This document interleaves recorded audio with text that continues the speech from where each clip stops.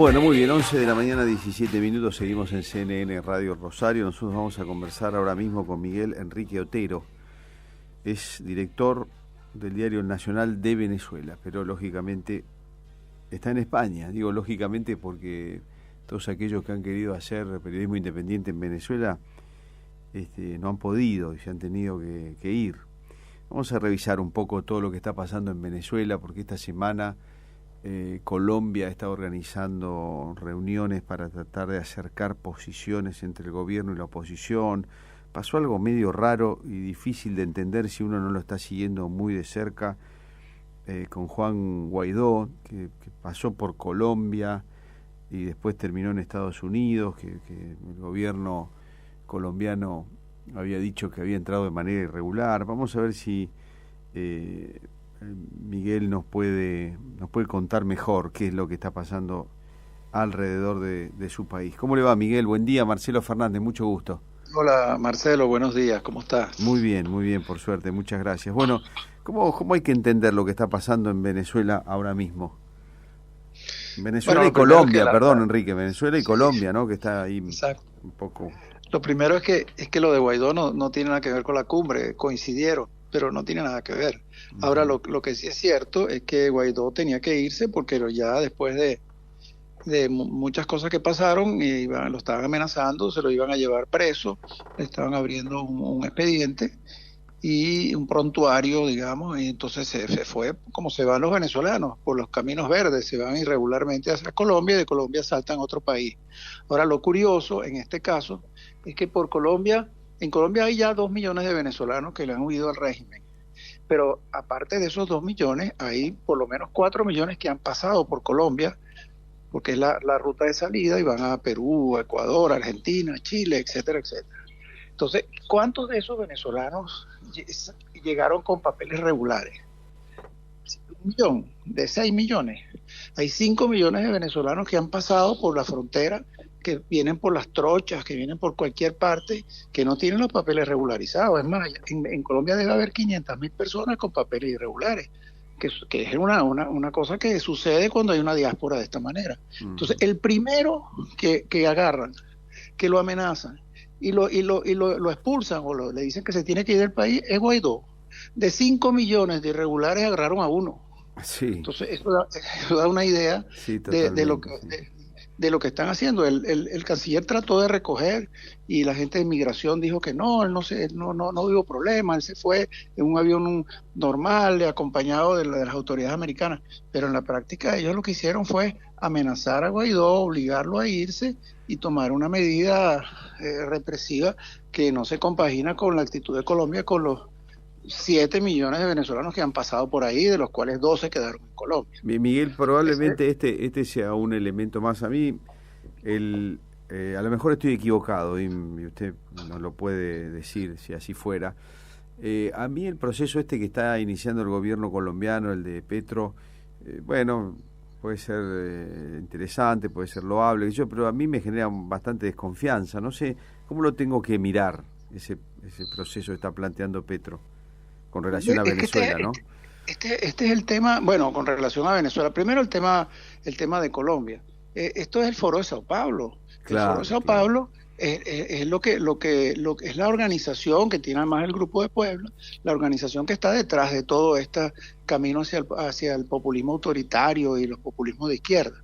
Entonces, ¿qué pasa? Que dentro de estos países que están alineados con el Foro de Sao Paulo, hay unos que son democráticos, vamos a ponerlo así, como es el caso de Petro, Boric, López Obrador, pero son democráticos con una base que no es democrática. Sí. El mismo Petro, que arranca muy democráticamente, haciéndole gala al término, ya cambió los ministros, y los ministros que ha puesto son radicales.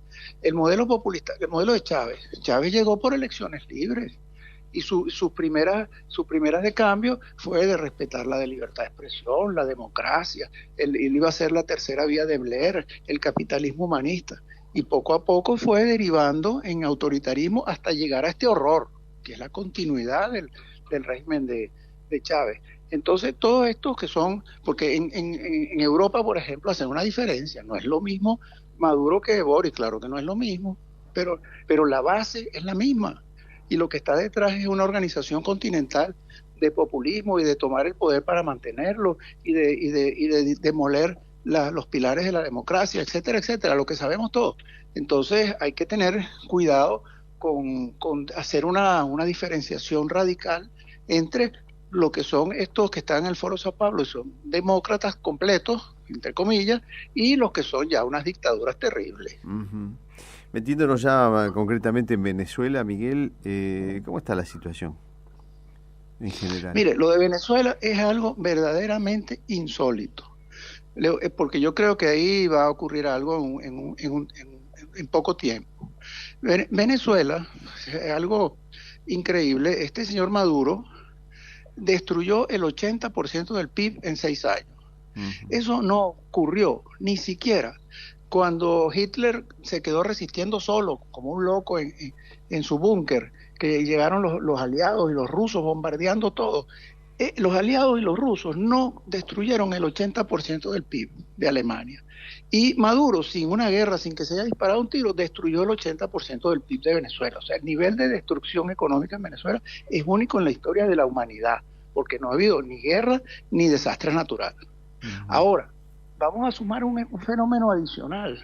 El año pasado se perdieron, se esfumaron, se robaron, no sé la palabra, 26,000 millones de dólares en factura petrolera. Que por eso es que ellos están poniendo presos a una cantidad de corruptos, entre comillas. Ahora, 26,000 millones de dólares son 2,5 veces el presupuesto del país. El presupuesto del país es 11,000 millones de dólares. 26,000 millones de dólares es 2 veces y algo del presupuesto. Entonces mi pregunta es, si Venezuela nadie le presta, porque lo que le prestaban eran los chinos y los chinos ya no le prestan a Venezuela, y los multilaterales no le prestan a una dictadura, y además la industria petrolera la destruyeron y no puede aumentar como ellos quisieran, ¿cómo van a hacer para pagar los salarios? Estas cajas CLAP, que es las cajas con que ellos alimentan a la gente, de la gente que se ha empobrecido, ¿cómo van a pagar los militares? ¿Cómo van a reponer una ambulancia? Yo creo que en Venezuela viene un caos total que puede significar un levantamiento o algo por el estilo, porque no van a tener dinero para pagar absolutamente nada. Ahora, Miguel, varias veces en todos estos años de dictadura, primero de Chávez, después de Maduro, daba la impresión de que se había llegado al fondo, de que se había tocado fondo y que, bueno, algo iba a suceder, y desafortunadamente no sucedió. Yo digo desafortunadamente porque, bueno, en algún punto que suceda algo sería el comienzo de alguna salida, me quiero imaginar. Ahora no sucedió, siempre hay más para abajo. ¿No será otra cosa así, algo parecido a todo esto? Los países no tocan fondo. Yo estoy hablando de probabilidad, ¿no? Porque esos países no tocan fondo. ¿Y por dónde pudiera pasar eso? ¿Cómo lo imaginas? Lo que hay que ver es que todas esas protestas, la del 2014, la del 2017, la misma salida de Chávez en el 2011, era la clase media. Todas esas manifestaciones, todos esos combates, todos esos enfrentamientos, era la clase media. Ahora, ¿qué pasó con la clase media? La clase media se fue del país. Los 8 millones de venezolanos que están fuera, el porcentaje de clase media es muy alto. Allá lo que queda son los sectores populares, donde el 75% de la población está por debajo del nivel de pobreza crítica. Viven de unas cajas CLAP que les da el gobierno. Entonces, lo que estamos hablando es ¿qué va a pasar con esos sectores populares que hasta ahora no se han enfrentado al régimen? Esos son los que van a vivir la catástrofe, porque la clase media se fue. Entonces estamos en una situación distinta, en una situación donde son los sectores populares los que están protestando. Ha habido más de 3,000 protestas populares en lo que va de año y son los que van a sufrir las consecuencias de esta especie de catástrofe petrolera. Maduro está perdiendo, algo inédito, está algo perdiendo distinto. Seguidores, Miguel. Seguidores, ellos no han tenido muchos seguidores, ellos dejaron de tener seguidores hace mucho tiempo. Las encuestas que se hacen dicen que Maduro no está por el 10, el 12% de popularidad, ellos no tienen seguidores. Bueno, porque el populismo en algún punto es un encantador de serpientes, ¿no? Acá en Argentina lo hemos vivido Lo Claro. estamos viviendo, pero ojalá y probablemente sea el final del populismo, pero es un encantador de serpientes, muchas veces tiene muchos seguidores. Yo no sé, el nivel de Sí, popularidad de Maduro es entonces está así. en 10% ahora. Es así cuando tiene con qué pagar algo. Claro, claro. Chávez llegó a un altísimo nivel de popularidad con eso que llamas el populismo, pues repartía todo el ingreso petrolero y él mismo era encantador de serpientes, pero Maduro no es encantador de serpientes y no tiene $1, no tiene nada. Entonces, ese populismo así no funciona tan bien, porque es un populismo que es un discurso vacío. Entonces, solamente se mantiene con la represión, Maduro pero es un para tipo mantener. inteligente, Miguel, porque no parece muy inteligente, todo lo contrario. O es Lo que pasa inteligente. es que Maduro no es Maduro, Maduro lo pusieron los cubanos. Y quien está detrás del régimen de Maduro es el asesoramiento cubano al más alto nivel. La inteligencia militar está en manos de los cubanos, la identificación, todo lo que es la estructura estratégica del Estado está en manos de los cubanos. Entonces, la inteligencia de Maduro es que la mitad de su cerebro está en La Habana. Ujú. Claro, sí. Eh, ¿Cómo evalúa usted el rol de Occidente con relación a Venezuela, que ha sido tan pendular, diría yo? Estados Unidos, España, el resto de América Latina, bueno, los que no están por la misma vereda, ¿no? El tema con el mundo democrático es que el mundo democrático cree que la crisis venezolana se puede resolver con una negociación para que Maduro ceda en condiciones electorales transparentes. Y por eso han habido 12 mesas de diálogo donde han participado. Aquí lo que falta es que participen las islas Fiji, porque han participado todos los países del mundo y nunca llegan a nada. Lo Claro. que llegan es que Maduro gana tiempo. Ahora hicieron una cumbre sin venezolanos, la hicieron en Bogotá esta semana, y bueno, llegan a lo mismo, que hay que hacer unas elecciones transparentes, que hay que levantar las sanciones. Los Estados Unidos dicen, sí, se las levantamos cuando haya unas elecciones transparentes, por supuesto. Entonces, ¿qué es lo que pasa? Que las condiciones que va poniendo el régimen de Maduro son condiciones imposibles. La última que puso Jorge Rodríguez, que es digamos, presidente de la Asamblea y es el hombre que maneja esas negociaciones, él dijo, para que hayan condiciones, para que nosotros demos condiciones transparentes, imagínense, reconociendo que no son transparentes, tienen que levantar el proceso en la Corte Penal Internacional. Bueno, yo estaba ayer en un foro en la Universidad Rey Juan Carlos, no sobre Venezuela, sobre Ucrania y la Corte Penal Internacional. Entonces yo hice la pregunta, mire, ¿cómo pueden hacer los rusos para levantar el proceso que tienen en la Corte Penal Internacional? Y había unos magistrados, me dijeron imposible. ¿Por qué? Porque la única instancia que puede levantar el, el proceso es el Consejo de Seguridad por unanimidad. Es más, el canciller ruso es el presidente del Consejo de Seguridad y él no puede hacer que le levanten el proceso en la Corte Penal Internacional. Pero si por unanimidad, bueno, el caso de Rusia es distinto, por unanimidad logran pedirle o exigirle al Consejo, a la Corte Penal Internacional que levante el proceso, la justificación tiene que ser que ese proceso sea un atentado contra la paz mundial. Ahora, ¿qué atentado contra la paz mundial son los crímenes de Maduro? Ninguna. Entonces, esa petición es como si dijera, Maduro dijera, bueno, yo hago elecciones transparentes si ustedes pintan la luna de rosado. Mm. O sea, Sí, claro, condiciones entiendo. imposibles. Sí, sí. Miguel, por último, estoy leyendo en el Nacional, Venezuela regresó a la lista de proveedores de petróleo de Estados Unidos después de 4 años. ¿Qué quiere decir eso?